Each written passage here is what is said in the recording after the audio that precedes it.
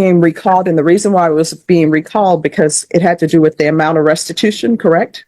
That's correct, Judge. And you felt like the paperwork submitted did not substantiate other than her conviction, the exact amount or. So do we have an exact amount now?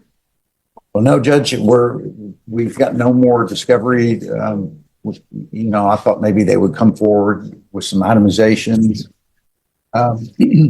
And it's.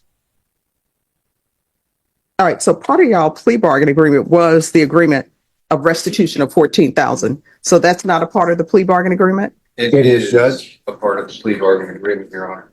So then why are we having a restitution of $14,000 if you all agree that $14,000 is the amount? Because you ordered it, Your Honor. Okay. Yes. So what do we have? Nothing further that was previously tendered for the court. I've been checking discovery on that, kind of thinking. So it may be that your concerns have not changed. All right, because the police report says she took between $13,000 and $15,000.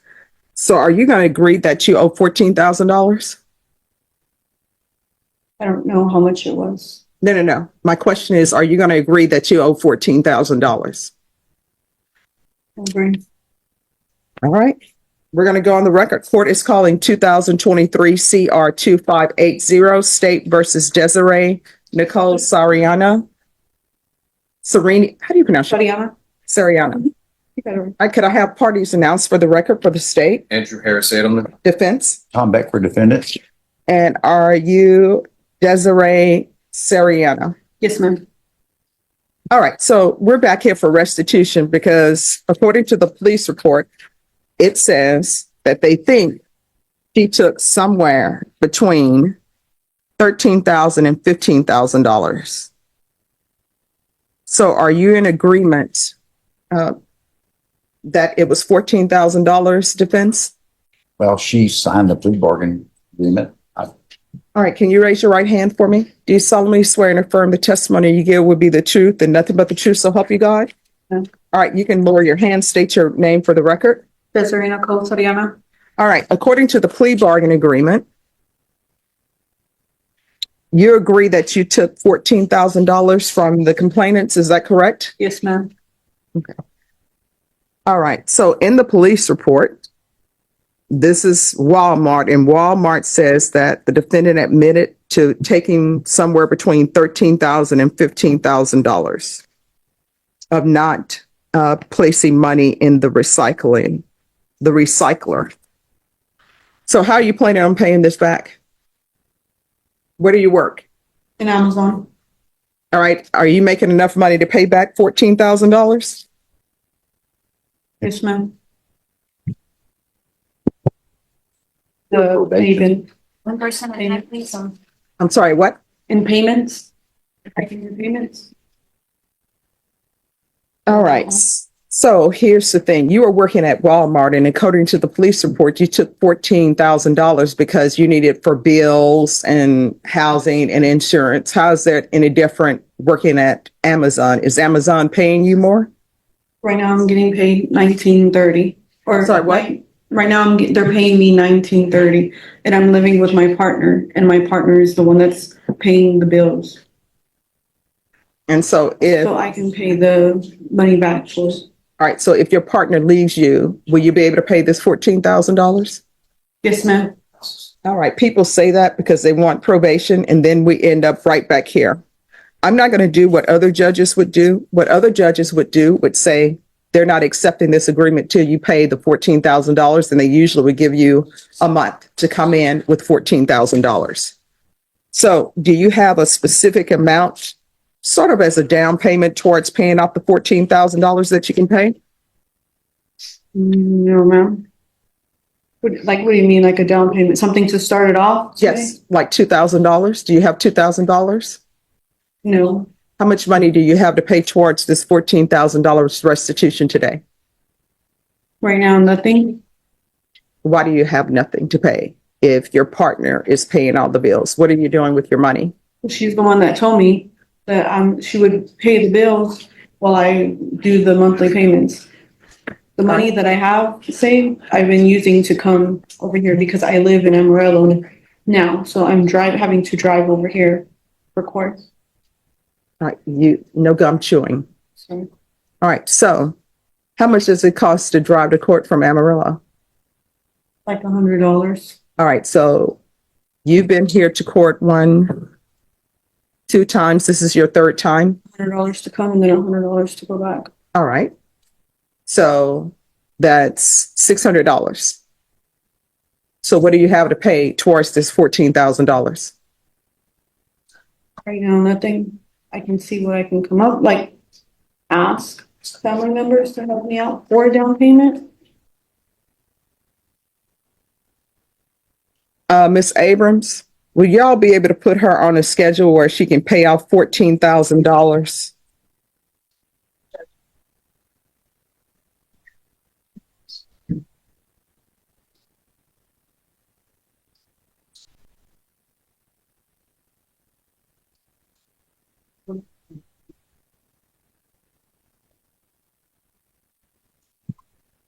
Are you going to be able to pay $500 a month? Yes, ma'am. All right, Ms. Abrams, in order for her to pay off this $14,000, she needs to pay $500 a month towards restitution. You understand? Yes, ma'am. And we're going to start her first payment. We'll start it November 1st. You understand? Yes, ma'am. All right. State, you may be excused. Thank you, Your Honor.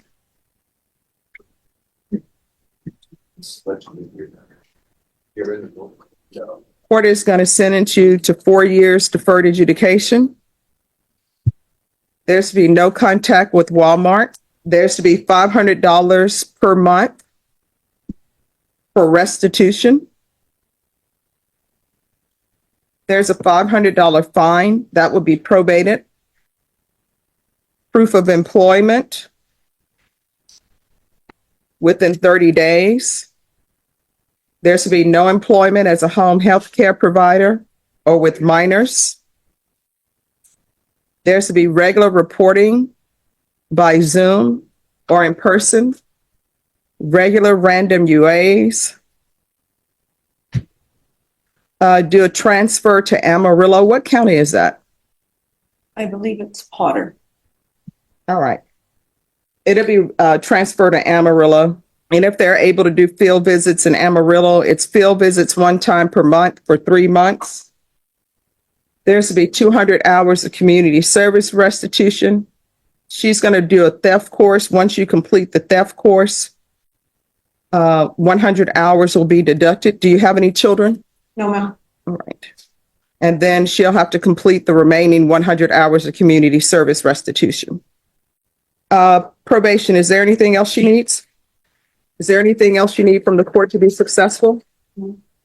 All right. Did you review the document entitled Trial Court Certification of Defendant's Rights to Appeal with your attorney? Did you understand it and did you sign it? Yes, ma'am. Because this is a plea bargain agreement, because I followed your plea bargain agreement, and because you waive your right to appeal, you do not have the court's permission to appeal. Do you understand? Yes, ma'am. All right, we can go off the record. Here's the thing, when you come up short on your bills, stealing is not the answer, because then guess what ends up happening? You're still going to pay that money back. Now you have something on your record that's called a crime of moral turpitude, which is very bad. So if you try to get a job that requires you to have a license, this is going to pop up on your record and non-disclosures will not help you. Do you understand? Yes, ma'am. In this court, I require that you report. In order to be successful on probation here, communication is key.